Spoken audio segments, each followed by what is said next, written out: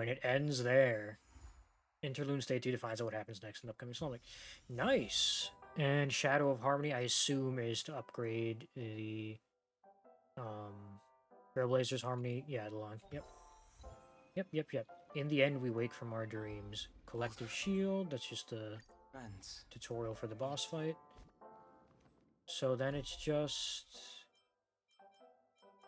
Yeah, it's just the event and stuff, right? Oh, wait, let's take a look at the, Damn it, that's not what I meant to do. Let's take a look at this.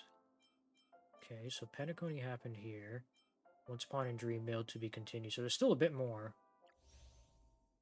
Available Dream Song, Scorched Sand. What is this? Unlock criteria. Head to designated location in Pentaconi, Dreamflux Reef. Read specific messages. Are these just events, or are these... Oh, these are events. What am I doing? These are like the events. They're just in the actual thing. I don't know why. I don't remember seeing that for the previous stuff. That's why... Oh, well, because I had already done them, so they were opened up like this. Okay, my bad. I just didn't know. But that's basically just another way to get to that stuff. To the events and stuff. Let's drop that Eidolon on the Trailblazer really quick. Where the hell is he? There he is. Best seat in the house. After using skill for the first time, immediately recovers 1 skill point. Ooh. Unknown to each other, yet united in purpose. We make the same Trailblazer choice. starts. The Trailblazer... When battle starts, Trailblazer generation increased by 25%, lasting for 3 turns. Increases brace effect of all teammates by an amount equal to his break effect, and then number of additional damage applications by skill. Oh, so it's hit 7 times? God damn. That's a lot of break, especially if there's only 1 unit. Alright. So, instead of ending the stream and making a video, I'm actually just going to, just do my thoughts here about how I felt about the story quest. If I'm going to be completely honest, I thought the quest was very, very good. Tied up nicely. There's just a few things we don't know about. Well, I don't know if I say tied up nicely. We don't know if what happened with Sparkle's stuff. Like, was that just a red herring? She set all those up, but then she fell asleep anyways. So there was no need to even worry about that. And I also didn't... I don't like how much talking there was in this story quest. Not that a lot of talking is bad. I'm a JRPG fan. I play a bunch of JRPGs. I have no issues. I read visual novels. I can sit there and read for hours. I don't mind. I can listen to dialogue. It's fine. But something about this story quest made me feel like it was dragging. I don't even know if dragging is the right word.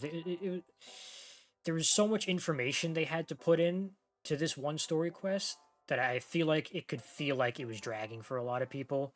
And I don't know how many people actually care about all the little nuances and details and stuff like that about what's going on.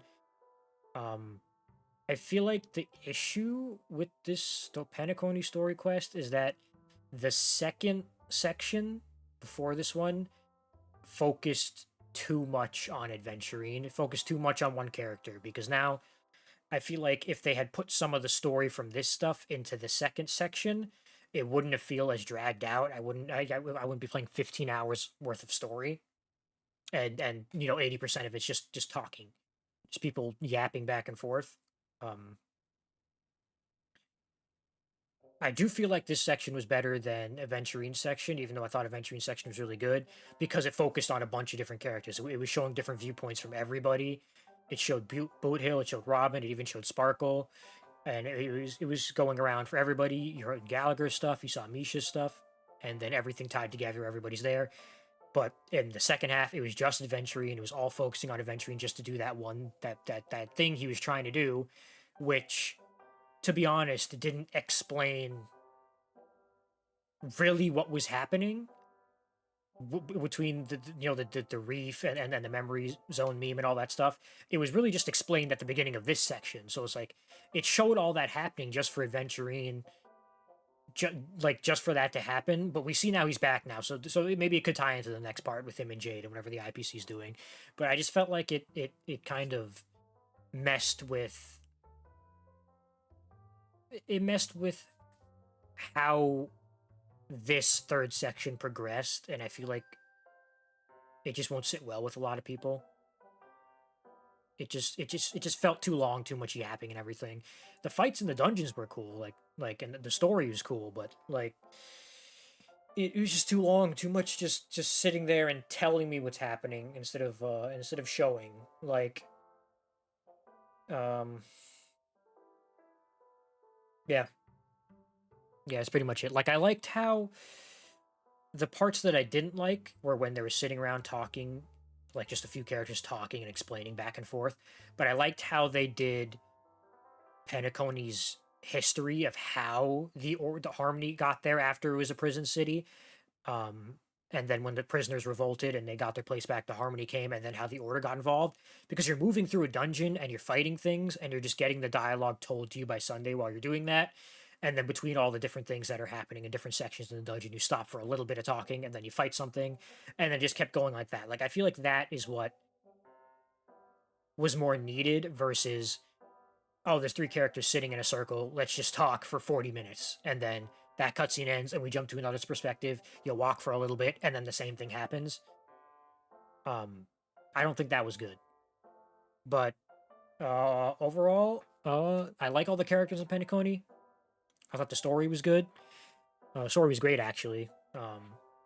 But yeah, I think it's just another thing that held it together that I think would have made sitting through all this dialogue bad is if the characters were unlikable. They made very likable and good characters for Penacony's story, and I feel like that's what would keep people from becoming disengaged with the story, which they could have been when sitting through all this dialogue, because some people can't sit there and listen to all this talking back and forth for a long period of time. But the characters were so good that you probably are more involved in the story of what's going on, so it wouldn't have bothered you that much. But that's an individual perspective thing. But yeah, that's all I wanted to say about the story. I thought it was good, and I hope it continues being this good um, because I'm enjoying this a lot. But I just wanted to put that at the end of this here, so I wouldn't have to make a separate video. So yeah,